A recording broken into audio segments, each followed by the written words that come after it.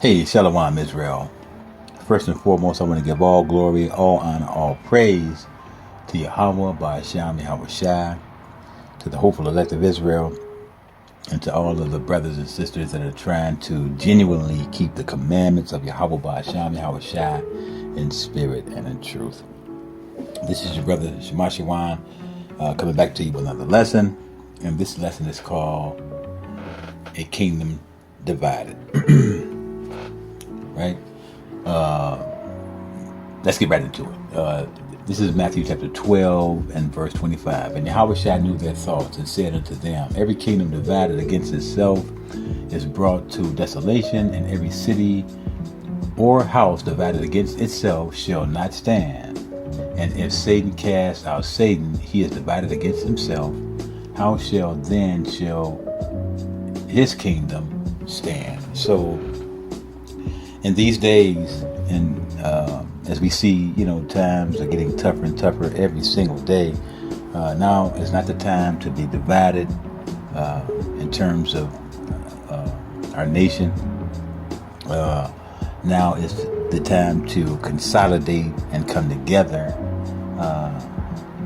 One body, one spirit, one baptism, in the name of Yahweh Shamashawan. See, Esau knows this, right? So this is why Esau, keeps us divided like that, because he knows, when you divide, you conquer, right? And even the other nations knew that. Let's get that. Let's go to Judith, chapter 5 and 17. It says, and when they sinned not before their power, they prospered, because the power that hateth iniquity was with them. But when they departed from the way which he appointed them, they were destroyed in many battles, very sore, and were led captive into a land that was not theirs. And the temple of their power was cast to the ground, and their cities were taken by the enemy.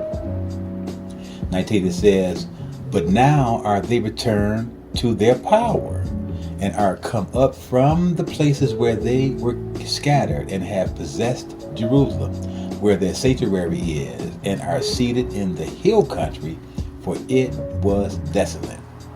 It says, now therefore, my Lord and Governor, if there be any error against this people, see that?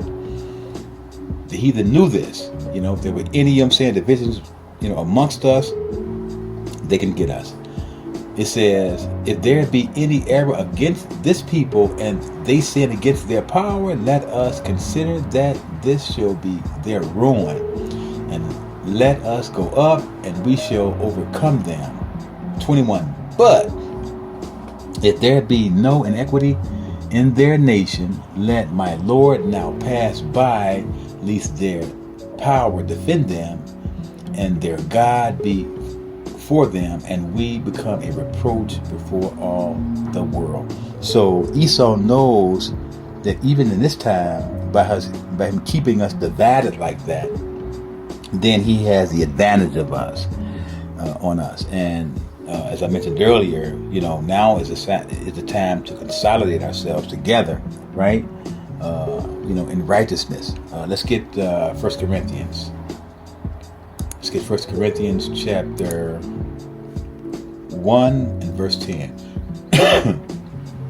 It says, now I beseech you, brethren, by the name of our Lord Yahweh Shai HaMashiach, that ye all speak the same thing, and that there be no divisions among you, but that ye be perfectly joined together in the same mind and in the same judgment. This is exactly what we have to do. Come together collectively in righteousness. Okay, let's get Ecclesiastes chapter 4 and verse 9. It says, two are better than one, because they have a good reward for their labor. 10, it says, for if they fall, the one will lift up his fellow, but woe to him that is alone when he falleth, for he have not another to help him up. So we see that we have to come together in righteousness, Israel, okay? And not be divided, but to come together in Yahushua HaMashiach. Okay, let's get 1 Corinthians chapter 12. 1 Corinthians chapter 12 and verse 12. Verse 12, right? It says, for as the body is one and have many members, and all the members of that one body, being many, are one body, so also is Yahushua HaMashiach.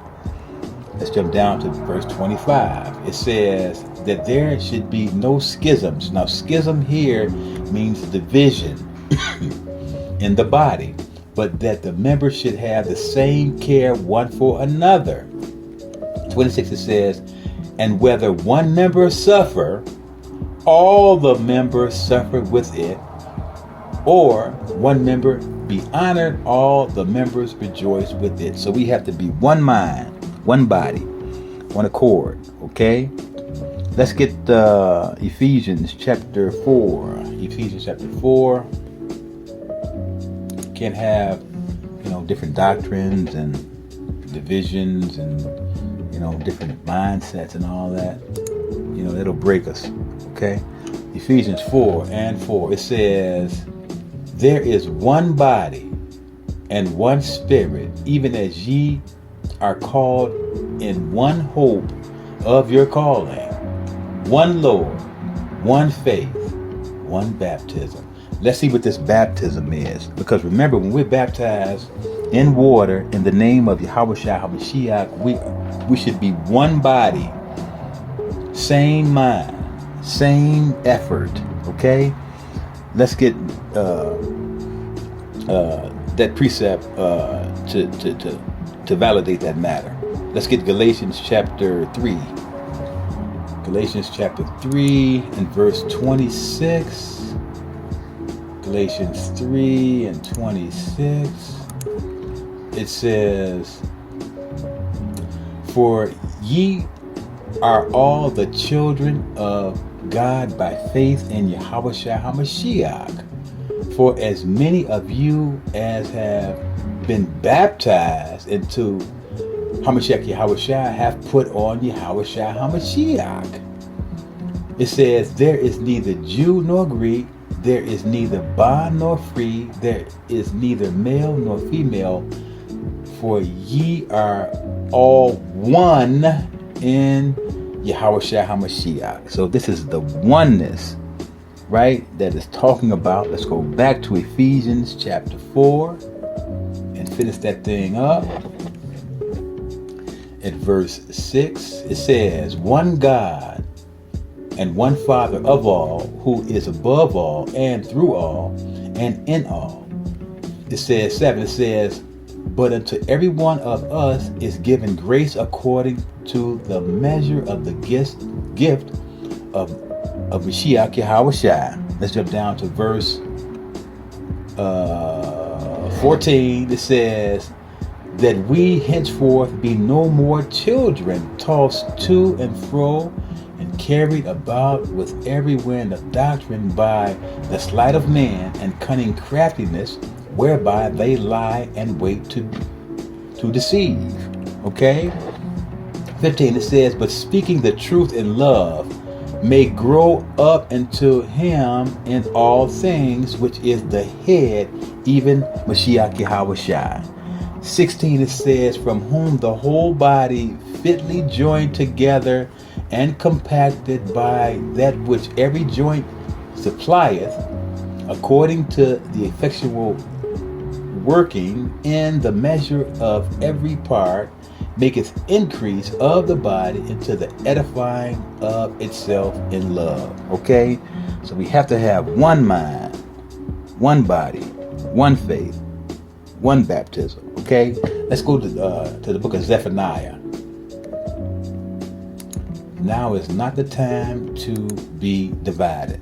It says, Zephaniah 2 and 1, it says, gather yourselves together. Gather together, right?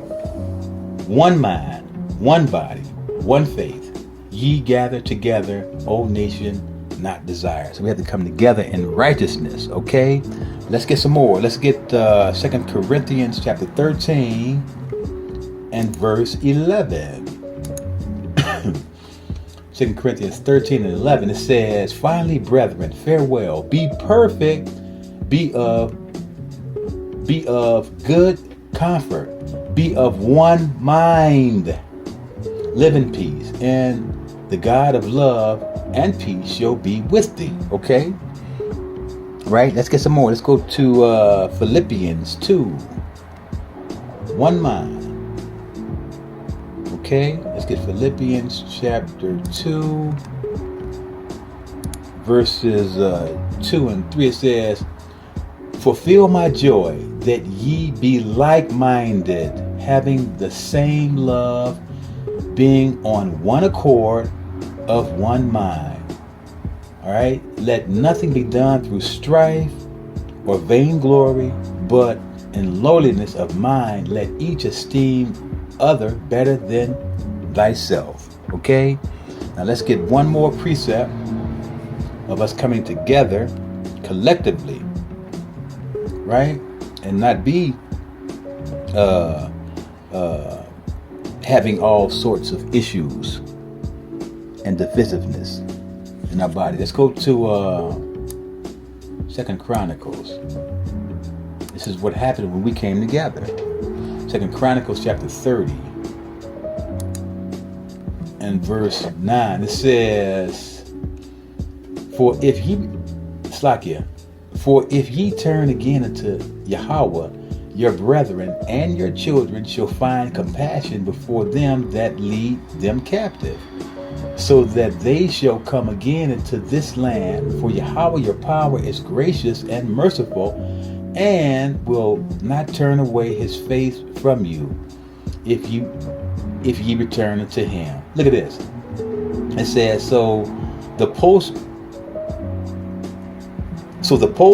passed through the city to city, through the country of Ephraim and Manasseh, even to Zebulun, but they laughed them to scorn and mocked them. There's a division.